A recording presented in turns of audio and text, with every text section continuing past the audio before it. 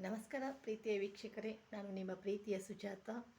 ಮೈ thoughts ಚಾನಲ್ನ subscribe ಮಾಡ್ಕೊಂಡಿರುವಂತಹ ಎಲ್ಲರಿಗೂ ಹೃದಯಪೂರ್ವಕವಾದಂತಹ ಧನ್ಯವಾದಗಳು. ಈ ದಿನ ಕಾರ್ಮಿಕರ ದಿನಾಚರಣೆಯ ದಿನ. ಎಲ್ಲ ದಿನವನ್ನು ನಾವು ಸಂತೋಷವಾಗಿ ಎಲ್ಲರಿಗೂ ವಿಶ್ ಮಾಡ್ತೀವಿ. ಕಾರ್ಮಿಕ ಇಲ್ಲಾಂದರೆ ಮಾಲೀಕನಾಗೋದಕ್ಕೆ ಒಬ್ಬ ಮನುಷ್ಯ ಸಾಧ್ಯನೇ ಇಲ್ಲ. ಕಾರ್ಮಿಕನಿಂದಲೇ ಮಾಲೀಕ. ಸೊ ಎಲ್ಲ ದುಡಿಯುವ ಕೈಗಳಿಗೆ ಕಾಯಕವೇ ಕೈಲಾಸ ಅಂತ ಕೆಲಸ ಮಾಡುವಂತಹ ಎಲ್ಲ ಕಾರ್ಮಿಕರಿಗೂ ಇವತ್ತಿನ ಕಾರ್ಮಿಕ ದಿನಾಚರಣೆಯ ಹಾರ್ದಿಕ ಶುಭಾಶಯಗಳನ್ನು ಕೊಡ್ತೀನಿ.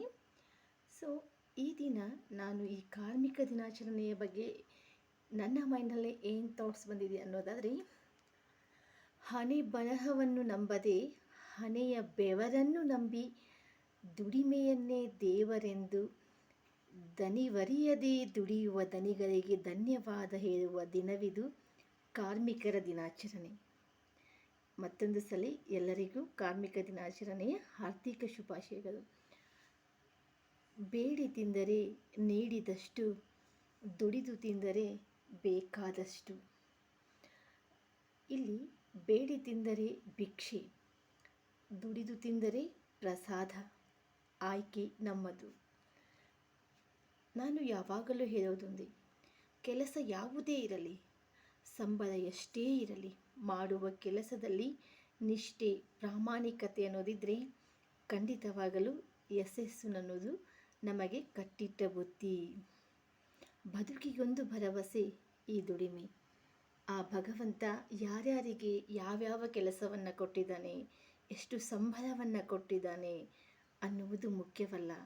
ಅದೆಷ್ಟೇ ಇರಲಿ, ಕೆಲಸ ಯಾವುದೇ ಇರಲಿ, ಸೊ ಅದನ್ನು ಪ್ರೀತಿಯಿಂದ, ನಂಬಿಕೆ, ಉತ್ಸಾಹದಿಂದ, ಖುಷಿಯಾಗಿ ನಾವು ಕೆಲಸವನ್ನು ಮಾಡಬೇಕು ಅನ್ನೋದೇ ನನ್ನ ಅನಿಸಿಕೆ.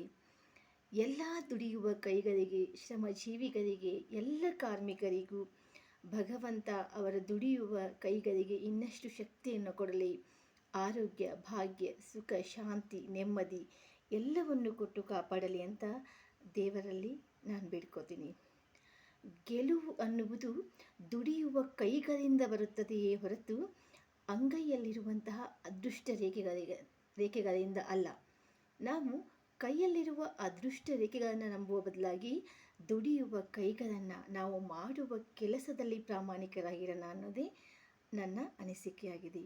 ಕಾರ್ಮಿಕರಿಗೆ ಸಂಬಳ ಕೊಡುವವನು ಮಾಲೀಕನಾದರೂ ಕೂಡ ಆತ ಕೊಡುವಷ್ಟು ಎತ್ತರಕ್ಕೆ ಬೆಳೆದಿರುವುದಕ್ಕೆ ಕಾರಣ ಕಾರ್ಮಿಕರೇ. ಸೊ ಎಲ್ಲರ ಕೆಲಸವನ್ನು ಗೌರವಿಸಿ, ಎಲ್ಲರನ್ನೂ ಗೌರವದಿಂದ ಕಾಣಬೇಕು ಅನ್ನುವುದೇ ನನ್ನ ಥಾಟ್ಸ್ ಆಗಿದೆ. ಕೆಲಸ ಯಾವುದು ಎನ್ನುವುದಕ್ಕಿಂತ ಸ್ವಾಭಿಮಾನದಿಂದ ಬದುಕುವುದೇ ಉತ್ತಮ. ಕೊನೆಯಲ್ಲಿ ಒಂದು ಮಾತನ್ನು ಹೇಳಬೇಕಂದ್ರೆ, ನಮ್ಮ ಬದುಕು, ನಮ್ಮ ದುಡಿಮೆ ಹೇಗಿರಬೇಕು ಅನ್ನೋದಾದರೆ, ದುಡಿಯುವುದರಿಂದ ನಾವು ಏನನ್ನು ಗಳಿಸ್ಕೋಬಹುದು, ಮನಸ್ತೃಪ್ತಿ ಹೇಗಿರುತ್ತೆ ಅನ್ನೋದಾದರೆ, ತಟ್ಟೆಯಲ್ಲಿ ಅನ್ನ ತಿನ್ನುವಾಗ ನಾನು ಯಾರಿಂದಲೂ ಕಸಿದಿಲ್ಲ ಎಂಬ ಖಾತರಿ ನಮಗಿರಬೇಕು. ಅಂದರೆ ನಾವು ದುಡ್ಕೊಂಡು ನಾವು ತಿಂತಾ ಇದ್ದೀವಿ, ಆ ತೃಪ್ತಿ ನಮಗಿರಬೇಕು. ಇನ್ನು ದಿಂಬಿಗೆ ತಲೆ ಬರಗುವಾಗ ಯಾರಿಗೂ ಅನ್ಯಾಯ ಮಾಡಿಲ್ಲ ಎಂಬ ನೆಮ್ಮದಿ ನಮಗೆ ಬೇಕು.